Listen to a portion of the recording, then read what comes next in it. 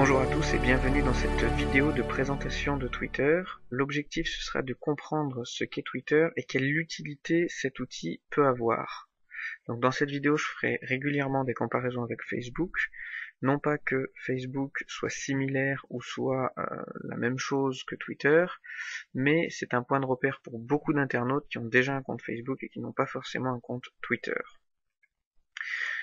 Donc tout d'abord, on va définir le mot tweet, parce que Twitter vient du mot tweet, T-W-E-E-T, qui en anglais veut dire gazouillis, donc c'est le cri d'un oiseau, et c'est une comparaison un petit peu à ce qui se passe sur Twitter. C'est un ensemble de petits oiseaux qui sont en train de faire des gazouillis, qui sont en train de parler entre eux, là où chacun essaye de comprendre ce que l'autre il dit.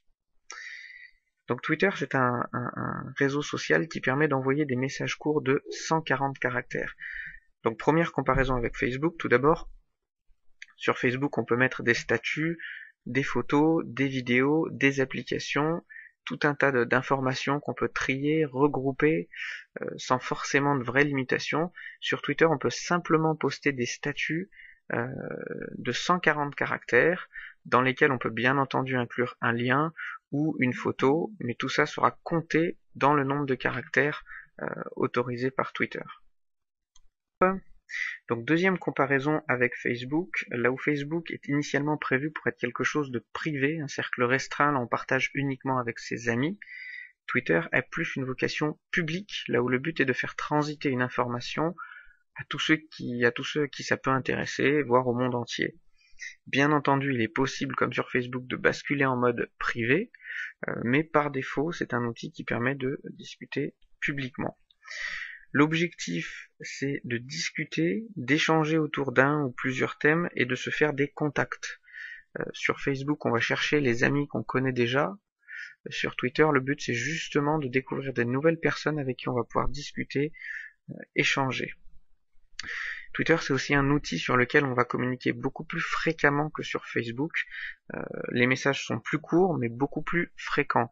Si vous prenez par exemple des pages de personnalités connues, des pages Facebook de personnalités connues, ils vont peut-être mettre 2 à 3 messages par semaine, tandis que sur Twitter, ils vont peut-être envoyer 10 à 15 tweets par jour.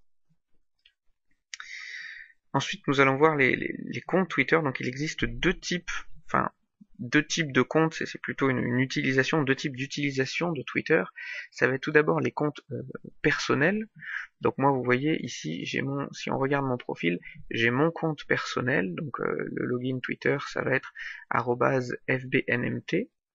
Donc sur ce compte, je vais à la fois parler de choses professionnelles, mais également je vais envoyer des messages peut-être un petit peu plus privés, comme on peut le voir ici. Et les comptes de type entreprise, donc par exemple nous avons celui de l'agence, qu'on peut voir ici d'ailleurs, qui va être le compte de notre agence sur lequel on va plus diffuser des informations concernant l'agence, et d'ailleurs les tweets vont être un petit peu moins fréquents. Donc sur un compte Twitter, il y a deux informations qui sont assez importantes, ça va être le nombre d'abonnements et le nombre d'abonnés. Souvent en anglais ou sur Twitter on parle de followers pour les abonnés et de followings pour les abonnements. Donc le nombre d'abonnés, c'est le nombre de personnes qui ont décidé de suivre mon flux d'actualité, c'est-à-dire que sur leur page d'accueil Twitter, il y a le mélange de tous les tweets des personnes qu'ils suivent, dont les miens.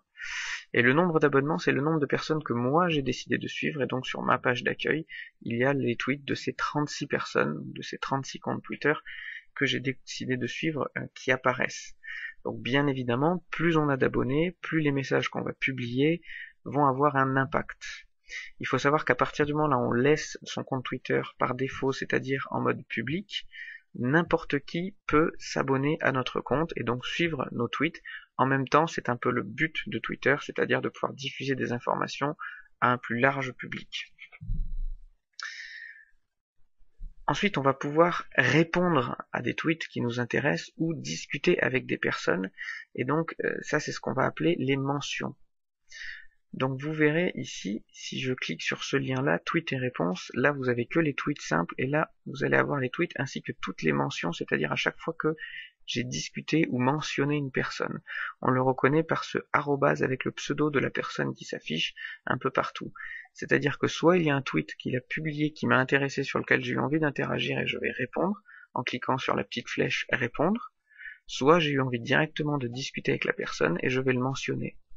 Il y a deux types de mentions, celle là où le tweet commence par le pseudo de la personne, et celle là où on va mettre le pseudo en copie, comme par exemple ici, j'ai mis le pseudo à la fin. La différence, c'est que celui-là où on met le pseudo à la fin, le tweet apparaîtra publiquement pour tout le monde le verra dans sa page d'accueil. Tandis que les tweets qui commencent par le pseudo, seule la personne concernée est notifiée. Alors il est tout à fait possible en allant sur ma page de retrouver le message reste public, mais les personnes n'en sont pas forcément notifiées, ne le voient pas dans leur page d'accueil directement, puisque c'est un message que j'envoie uniquement à cette personne-là. Ensuite, nous allons voir un autre terme qui sont les hashtags sur Twitter, donc ils sont d'ailleurs récemment arrivés sur Facebook, mais qui étaient là depuis quasiment le début sur Twitter. Ce sont des mots-clés précédés d'un dièse qui permettent d'indiquer un petit peu le sujet de la conversation. Et ça permet, si on clique sur ces mots-clés, de retrouver toutes les personnes qui parlent de la même chose.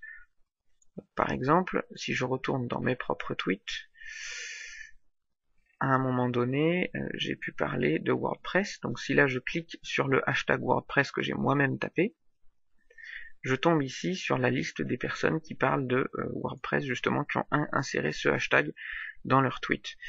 C'est très utile lorsqu'on veut rentrer justement dans une conversation globale sur un thème. Ça peut être le résultat d'une élection politique, ça peut être également une émission de télévision, comme vous pouvez le voir ici.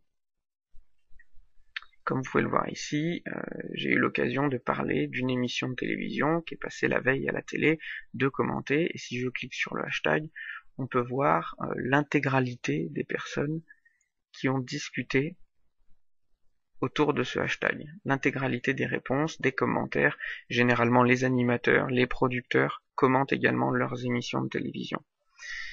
Lorsque beaucoup de tweets sont postés sur un hashtag, il passe en ce qu'on appelle en trending topics ou en TT dans le langage Twitter, c'est-à-dire qu'il remonte en tendance ici, donc dans les 10 mots les plus tweetés. Généralement, ça concerne la dernière heure ou les 2 dernières heures. Par exemple, aujourd'hui, il y a une forte grève de la SNCF. Le deuxième mot le plus tweeté, qui est même le premier puisque celui-là est un lien sponsorisé, c'est-à-dire que une entreprise a payé pour le faire apparaître là, c'est le hashtag #grève SNCF. Donc toutes les personnes qui parlent de grève SNCF et qui mettent ce hashtag, on va les retrouver ici. Quand il y a des émissions de télévision, on peut voir les hashtags remonter aussi dans les TT. En revanche, il y a aussi beaucoup de TT qui remontent et qui sont souvent des jeunes qui s'amusent à faire remonter certains mots, voilà, histoire de les faire remonter. Et donc enfin, l'outil peut-être le plus intéressant et le plus utile qui rend ce réseau social très viral, c'est le retweet. Donc le principe, c'est lorsque je vois un tweet que je trouve intéressant, que ce soit dans ma page d'accueil ou ailleurs, je peux cliquer sur ce bouton retweeter, qui va me permettre en réalité de le faire afficher à tous mes followers, à toutes les personnes qui sont abonnées à mon flux d'actualité. Donc par exemple ici on voit que moi je suis cette personne-là, Jade LM, mais je ne suis pas du tout cette personne-là. Et elle a estimé que cette information qu'il avait diffusée était intéressante et pouvait intéresser ses abonnés. Et donc elle l'a retweeté, on voit ici c'est écrit retweeté par Jade LM. Et donc c'est comme ça qu'on peut transmettre une information de manière très virale et très rapidement. Il faut savoir par exemple qu'en 2012, lorsque il y avait eu une fuite et que des politiques avaient laissé entendre à 9h du matin qu'il y aurait la possibilité que les vacances scolaires soient rétrécies, raccourcies, un étudiant de lycée avait tweeté cette information et elle avait été retweetée de telle sorte à ce qu'une heure après, l'intégralité des lycées ait commencé des émeutes dans les différents lycées de France. Donc, ce qui veut dire que l'outil retweet avait permis de transférer l'information dans toute la France en moins d'une heure. Donc, c'est un outil vraiment très puissant qui permet de communiquer assez rapidement. Donc enfin, bien entendu, Twitter est disponible sur les mobiles, sur les tablettes et ainsi que sur Internet, avec toutes les fonctions prévues. Il est entièrement gratuit. Et si ce tutoriel vous a plu et que vous voulez continuer à en discuter, je vous invite à me rejoindre justement directement sur Twitter. Vous avez mon pseudo ici, @fbmmt. Et si vous avez des questions, eh bien n'hésitez pas. Merci d'avoir suivi.